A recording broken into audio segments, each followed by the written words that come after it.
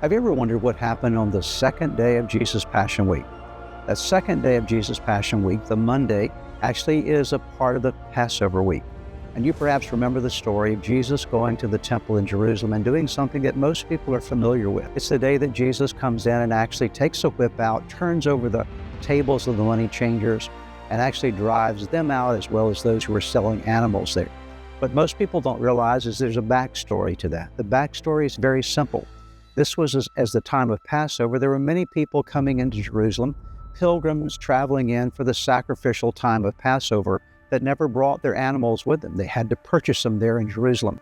What would occur there in the court of the Gentiles was the fact that these money changers who would change Roman coinage for proper temple coinage, and the sellers of animals were charging exorbitant fees to these folks. They were taking advantage of the situation.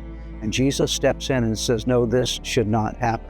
What you're doing is you're defiling a place that should actually be a place of prayer.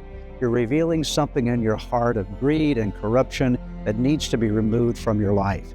And part of what you and I need to recall as well is on this time of passion, this week, when we consider what Jesus came to do for us by his death, by his resurrection, that we recall the fact that Jesus comes today into our lives in a new and fresh way to bring purity to us. And that's the key word for this week, for this day.